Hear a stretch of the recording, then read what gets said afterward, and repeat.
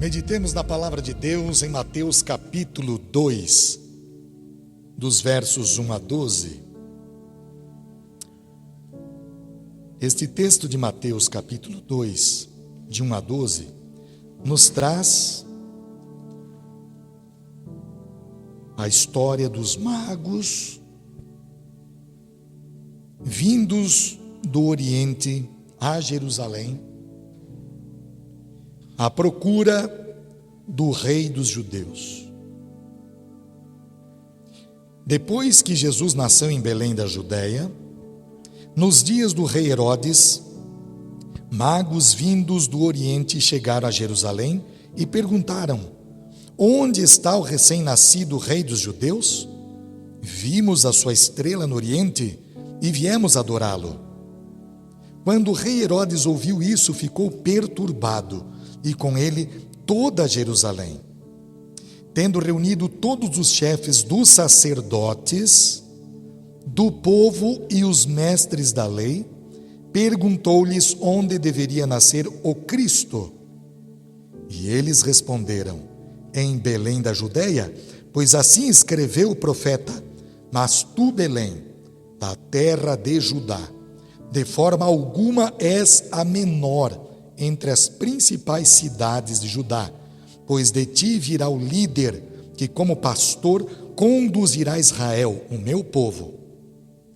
Então Herodes chamou os magos secretamente e informou-se com eles a respeito do tempo exato em que a estrela tinha aparecido. Enviou-os a Belém e disse: vão informar-se com exatidão sobre o menino. Logo que o encontrarem, avisem-me, para que eu também vá adorá-lo. Depois de ouvirem o rei, eles seguiram o seu caminho, e a estrela que tinham visto no Oriente foi adiante deles, até que finalmente parou sobre o lugar onde estava o menino. Quando tornaram a ver a estrela, encheram-se de júbilo. Ao entrarem na casa, viram o menino com Maria, sua mãe, e prostrando-se o adoraram. Então abriram seus tesouros e lhe deram presentes: ouro, incenso e mirra. E tendo sido advertidos em sonho para não voltarem a Herodes, retornaram à sua terra por outro caminho. Amém. Deus abençoe a leitura preciosa da sua palavra. A visita dos magos, muitos classificam estes homens como reis, e muitos trazem nos presépios, que é aquele cenário que montam-se por aí sobre o nascimento de Jesus, 3 reis lá naquela estrebaria, de uma forma figurativa, tendo junto deles os pastores, também como visitantes do menino Jesus. E não é o que o texto diz. O texto nos mostra que Jesus já estava na casa de 1 aninho e meio a 2 anos de idade. Percebam aqui uma curiosidade no texto, verso 11. Eles entraram na estrebaria. Onde eles entraram? Na casa. Foram até Jerusalém. Belém estava ali próximo, contudo, guiados pela estrela, foram a Nazaré. E em Nazaré, eles visitaram Jesus. Mas o que eu quero trazer para vocês, foi a mensagem que o Senhor colocou no meu coração, é a respeito dos presentes. Aqui mesmo nós vemos, ao entrarem na casa, viram o menino com Maria, sua mãe, e prostrando-se o adoraram. Então abriram os seus tesouros e lhe deram presentes: ouro, incenso e mirra. Já refletiu a respeito desses presentes? Eu quero mais uma vez enfatizar que nós estamos na semana da Epifania. A cristandade celebra o Natal com grande júbilo, com intensa alegria. E no Natal nós destacamos a humanidade do Senhor Jesus. Mas na Epifania, que é esta visita dos magos a Jesus, quando Jesus se manifestou lá no Oriente, através da estrela, providência de Deus, a 2.000 quilômetros de distância de Jerusalém, de lá, neste trajeto tão longo, vieram os magos. Meses de caminhada, guiados pela estrela, chegam a Jerusalém por manifestação divina, santa e bendita, de uma estrela, que já dizia, por meio dela, que Jesus é para nós a luz intensa deste mundo, que brilha, uma luz que jamais perderá o seu brilho. Este é o recado que a estrela estava dando aos magos no Oriente. E nós entendemos na Epifania, por isso é um momento importante na cristandade também, onde refletimos a respeito da divindade de Jesus. Jesus veio a este mundo plenamente humano e plenamente divino. Aquele bebezinho no estábulo, numa manjedoura, por berço, plenamente humano e plenamente divino. E os magos no Oriente entenderam esta mensagem e com precisão, quase que cirúrgica, eles acertaram o momento em que o rei dos judeus haveria de nascer. De onde eles tiraram essa ideia? A ideia de um bebê que nasceria para ser rei, que serviria para dominar as nações da terra e trazer paz entre os povos. De onde eles estudaram um material que talvez não tinham em mãos? Mas eles tinham. 600 anos antes dos magos, levantou-se uma figura importante lá na Babilônia e depois no reino da Pérsia e dos Medos. Levantou-se Daniel com seus amigos Sadraque, Mesaque e Abdenego. Daniel, surpreendido por um decreto do rei, recebeu a visita daquele oficial de justiça dizendo: Daniel, vá se preparar porque hoje você vai morrer. Como assim vou morrer? O rei determinou que todos os sábios, todos os magos, todos os feiticeiros, todos os que estão investidos de vidência, morram hoje. Mas por quê? Eu não estou sabendo disso, estou sabendo agora. Já imaginou que situação? Aquele homem de Deus recebendo um oficial de justiça, quem sabe com a sua comitiva para levá-lo até o palácio. E então Daniel disse: não é possível que este rei esteja tão perturbado a ponto de um sonho que ele teve, não ter a sua devida interpretação. Vou dizer ao rei: dê-me mais alguns dias e vou trazer interpretação para ele. E nós vemos em Daniel capítulo 2, capítulo 3, toda essa história acontecendo. E ele chegou para os seus amigos e disse: Sadraque, Mesaque, Abdenego, orem por mim. Intercedam diante do Senhor por mim, porque o Senhor vai dar resposta. E então naquela noite Daniel teve um sonho, e o sonho nada mais foi do que a interpretação do sonho do rei. E então ele disse: eu tenho a interpretação. Interpretou o sonho do rei, e é impressionante o que nós vemos lá em Daniel. Acho que não, tenho certeza que é oportuno que abramos Daniel. Não está no script, amados irmãos, mas o Espírito Santo nos conduz, não é mesmo? Vejam o capítulo 2 de Daniel. E no versículo 24, nós vemos aqui ele dizendo, né? Leve-me ao rei e eu interpretarei o sonho. E então nós vemos aqui no 25, o representante do rei, Arioque, levando Daniel, e Daniel dizendo ao rei: encontrei o sonho, o significado do sonho.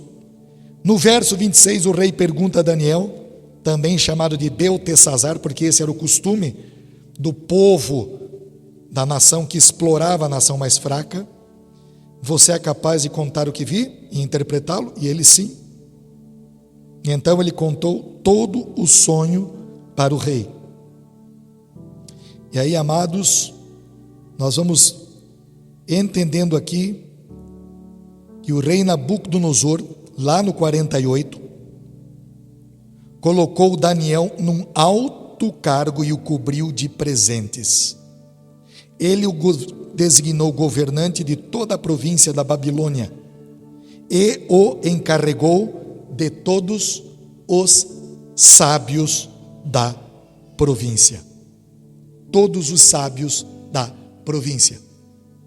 Daniel teve sobre si o Espírito de Deus atuando de uma forma extraordinária, que ele passou a influenciar toda uma cadeia, uma logística de sábios que se sucederam. Porque o povo babilônico, quando se apropriou, quando tomou posse de todos os bens que pertenciam ao povo hebreu, o rei levava, o que dominava, levava os mais sábios para que pudessem fazer parte da sua escola. E lá estava Daniel.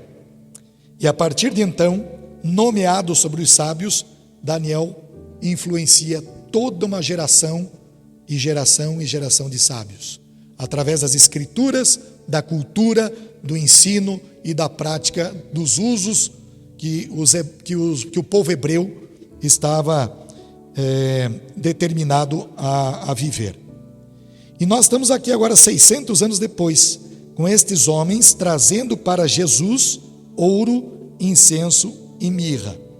Estes presentes destacam o tríplice ofício de Cristo, ofício santo e perfeito. Que tríplice ofício é esse? Jesus é rei, sacerdote e profeta. É o que os presentes estão comunicando. E nós podemos nos apropriar dessa palavra hoje. Vamos para o primeiro presente: ouro. Eles reconheceram em Jesus Cristo o Rei dos Judeus, porque vimos a sua estrela, perceberam? Vimos a sua estrela no Oriente e viemos para adorá-lo. Súditos se curvam diante de reis, mas nós, o povo do Senhor, juntamente com aqueles homens lá no passado, nos prostramos somente diante do Deus eterno, do Deus todo-poderoso, do Deus que vive e reina para sempre, Jesus Cristo. Este é o Rei que nós servimos. Ninguém se iguala ao senhorio de Cristo. Nós somos os seus súditos. Vemos aqui o Antigo Testamento descrevendo o artefato valiosíssimo que pertencia ao povo de Deus, pertencia à nação de Israel, a Arca da Aliança. Ela era toda revestida em ouro puro. Os utensílios do tabernáculo de igual forma. Havia o lugar santo, com a mesa dos pães da preposição, havia o altar para o incenso, e atrás do véu a Arca da Aliança, ou o testemunho, coberta de ouro puro, tendo na sua tampa querubins. E você vai observar como que isso acontece, toda esta providência de Deus, para que os sacerdotes elaborassem, estruturassem e construíssem o tabernáculo. E havia ali utensílios valiosíssimos, e o maior de todos eles, a Arca da Aliança, com um conteúdo muito especial. Os 10 mandamentos, que nós chamamos as tábuas da lei, uma botija com o maná, para lembrá-los que eles foram sustentados no deserto, e o bordão ou cajado de Arão que floresceu, mostrando que Deus havia concedido a ele a autoridade sacerdotal. Então, no conteúdo desta arca, estes elementos imprescindíveis. E esta arca desapareceu, mais ou menos nesta época em que Daniel e seus amigos foram feitos cativos. Desapareceu bem nesse período. Então eu fico pensando Daniel contando a história do seu povo, contando a história do êxodo, como Deus providenciou que o mar se dividisse e eles atravessassem a pé enxuto em direção à terra que lhes fora prometida já em Abraão. E assim estes sábios ou magos, aos pés deste servo extremamente inteligente, com o Espírito do Senhor sobre ele, e ali sorvendo desse conteúdo maravilhoso, eles não poderiam guardar para si mesmos. Eles certamente foram passando de geração em geração toda esta preciosidade desta história maravilhosa. Então nós aprendemos com os sábios, neste presente que foi colocado diante do Senhor Jesus, que Jesus é o nosso Rei soberano, eterno, maravilhoso. Ele vive, Ele reina, Ele mora dentro de nós. Nós nos movemos, existimos, vivemos por causa de Jesus. E aqui nós, diante do Rei, nós somos despertados a confessá-lo como Rei. É com a nossa boca que confessamos, é com o nosso coração que cremos que Deus o ressuscitou dentre os mortos. E se Ele ressuscitou, nós também estamos seguros nesta mesma vitória. Romanos 10:9 nos fala sobre isto. Se com a boca você confessar Jesus como Senhor, e em teu coração crer que Deus o levantou dentre os mortos, você será salvo. Então, o ouro, ele representa a preciosidade da nossa confissão diante do Rei Todo-Poderoso. Isso é precioso demais. É de um valor inestimável. Quando o Espírito Santo se derrama sobre nós, a ponto de despertar no nosso coração fé suficiente para confessar Jesus Cristo. E estes magos confessaram Jesus como Rei diante de um rei terreno. Este rei poderia ter mandado matá-los ali. Eu sou o Rei, eu sou o soberano. Que história é essa de um menino, Rei dos judeus? Quem governa o Império Romano? Quem dita as regras aqui sou eu. Vocês vêm falar de um menino que será Rei dos judeus? É uma nação escrava, uma nação frouxa, uma nação que já foi dominada por vários povos. Somos nós que estamos agora no topo da cadeia alimentar. Como vocês vêm falar do Rei dos judeus? Será que é na cabeça de vocês a ideia de que Ele vai dominar? E nós vamos perder a nossa vitalidade, o nosso vigor como nação que domina sobre os povos? Mas este homem ficou surpreso, porque ali estava o Espírito Santo de Deus tomando conta da situação e agindo naquele momento, de maneira que fez com que Herodes se calasse nesse sentido e despertou no seu coração: venham aqui vocês sacerdotes, que lástima, povos estranhos vieram para adorar o Senhor, e gente do seu povo, homens que estavam ali para vigiar a palavra, se esqueceram do Rei eterno, todo-poderoso, vivo e verdadeiro. Isso acontece em muitas igrejas que se reúnem, mas que se esquecem de quem é o Senhor, de quem é o Salvador, de quem de fato governa, de quem de fato domina, de quem dita as regras, de quem exerce autoridade. É Jesus Cristo e ponto final. Mais ninguém, mais ninguém. E os sábios assim o reconheceram. Vemos aqui um outro presente, um presente um tanto quanto estranho. Você já presenteou um bebezinho com incenso? A gente presenteia bebê com fralda, não é mesmo? A gente presenteia bebê com uns coelhinhos, né? Com uma chupeta, com uma mamadeira. A gente presenteia, por exemplo, as menininhas com lacinho, os menininhos com bonezinho, não é mesmo? Não é esse tipo com sapatinhos, aquelas que têm a habilidade do tricô, do crochê, né? Vamos fazer para o sobrinho, para a sobrinha, para o irmão, para a irmã, né? Para o netinho, para a netinha, né? As mulheres, especialmente, e vamos presenteá-los.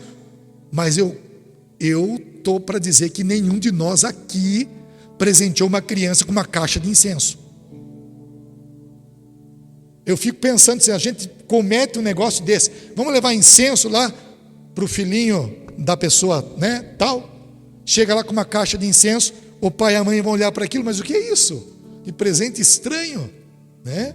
Não tem como dizer, finja que é um sapatinho, porque não é. Não tem como dizer, finja que é um pacote de fralda, que não tem como fingir. É um presente estranho, mas estes homens abriram seus tesouros e ofereceram ao menino incenso. Por quê? Porque eles estavam com a sua mente presa à cultura hebraica, preso ao que o Senhor revelou. no Antigo Testamento. E eles sabiam exatamente que aquele povo tinha desfrutado de uma cerimônia muito interessante. E aqui eu quero chamar a tua atenção para Levítico capítulo 16. Nós temos ali o dia da expiação, o Yom Kippur, o dia que Deus estabeleceu para o perdão dos pecados dos sacerdotes por si mesmos, do sumo sacerdote acima de tudo, pelos seus próprios pecados, e de toda a nação de Israel. Não vamos falar aqui sobre o bode expiatório e o bode para o sacrifício e outros animaizinhos, mas é impressionante o que nós observamos aqui, amados. E neste dia do Yom Kippur, do perdão dos pecados, Deus ordenou que esta cerimônia fosse observada uma vez ao ano. E num determinado momento da cerimônia, o sumo sacerdote deveria tomar do incensário, que estava naquela sala antes do Santo dos Santos. Ele recebeu as instruções de Deus dizendo: toma deste incensário que está lá na sala, antes do véu. Ali já tem as brasas que estão queimando. Queima sobre essas brasas, depois do véu, no Santo dos Santos, o incenso, para que este incenso encha o Santo dos Santos e cubra a arca da aliança com a fumaça dele, e que seja um incenso aromático, porque tem uns incensos por aí que é fedorento, né? Misericórdia. Mas aqui nós vemos as instruções seguras de um incenso que era um pó que deveria ser colocado com todo cuidado pelo sumo sacerdote. E Deus dá o seguinte aviso: faça isso com cuidado para que você não morra. Foi um momento difícil para Arão, um momento muito trágico para ele, complicado, complexo. Ele não estava entendendo quase que nada. Como isso? Porque no dia anterior, seus 2 filhos haviam morrido. Nadab e Abiú, capítulo 10 de Levítico, perderam suas vidas porque ofereceram fogo estranho no altar do Senhor. Esse fogo estranho é um incenso impuro, estranho. Mas aí vem os magos e traz incenso para o menino Jesus, dizendo: este menino não é só o Rei dos Reis, o Senhor dos Senhores, ele é o mediador perfeito, é o mediador da eterna aliança, é o Deus que intercede por nós junto ao Pai. Porque este era o papel do sacerdote lá no Antigo Testamento: representar a comunidade da fé perante Deus. Mas os magos reconheceram: não precisamos mais destes sacerdotes, basta-nos Jesus Cristo, ele é suficiente para nós, ele é o nosso mediador perfeito. Você está me acompanhando nessa mensagem, sim ou não? Como dizia um amigo meu, amém ou não amém? Vejam as conexões. Homens estranhos, estudiosos da palavra, homens que não faziam parte da comunidade de Israel, mas com o coração completamente entregues ao senhorio de Cristo e ao seu sacerdócio perfeito. Esta é a outra mensagem que nós vemos nos presentes destes sábios do Oriente. Mas eles deixaram ali também a mirra. Mirra. Alguém tem mirra plantada em casa aí? Uma arvorezinha? É um arbusto. Mirra. É um presente impressionante. Talvez se nós fôssemos presentear uma família com um bebezinho recém-nascido, com a mirra, talvez até fosse aceitável o presente. Por quê? Porque a mirra tem propriedades terapêuticas. O bebê precisa, ele vai se machucar, vai começar a andar, igual o bebezinho da Solange lá, bate a cabecinha, passa um óleozinho da mirra na cabecinha, faz um óleo da mirra, porque ela tem propriedades terapêuticas, pode ajudar nos ferimentos, aplica nos ferimentos, no corte, tem propriedades terapêuticas. Mas a mirra também, além de ter essa propriedade medicinal, ela era usada no ofício sacerdotal. E voltamos de novo para o tabernáculo. Tudo ali comunica ou comunicava, apontava para Jesus. O Santo dos Santos, a Arca da Aliança, revestida de ouro puríssimo. Para lá era levado do santo lugar o incensário com um incenso, o incenso que seria a expressão clara do sacerdócio, representativo diante do Senhor. E agora nós temos a mirra. Vocês já ouviram falar nas lamparinas do santo lugar? Havia ali um castiçal, né? Com 7 lâmpadas, 7 velas. Não poderia faltar ali o óleo para que pudesse manter acesa aquela chama. E este mesmo óleo composto de mirra e 2 outros componentes, você vai ver isso lá em Êxodo 30, de 23 a 25, este óleo não poderia faltar jamais. Serviria para manter acesa a chama, como nós vemos aqui, né? A expressão destes elementos, né? Que simbolizam isso, mas também era usado para o óleo da unção sobre o sacerdote. Mas o sacerdote usava aquele óleo também para ungir os utensílios do templo. Este óleo da unção nos comunica que por meio de Jesus Cristo nós recebemos o ofício de profetizar no poder do Espírito Santo de Deus. É uma bênção quando nós pregamos a verdade bíblica, anunciamos o evangelho da salvação, pessoas são curadas, corações são transformados.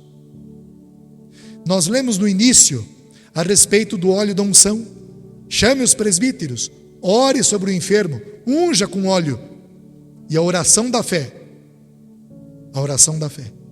salvará o enfermo. E se tiver cometido pecados, serão perdoados. Então a mirra nos aponta para o ofício profético de Jesus, porque Ele foi o mensageiro nesta terra, nos trazendo a mensagem da sua salvação. Ele foi o ungido do Pai, que nos ungiu com o poder do Espírito Santo. E aquele óleo que purificava o templo, que mantinha acesa a luz, a lâmpada no candeeiro, é hoje, para nós, a representação exata da habitação do Espírito Santo na minha vida e na sua vida. É esta chama que arde em nós, que nos leva à proclamação da palavra.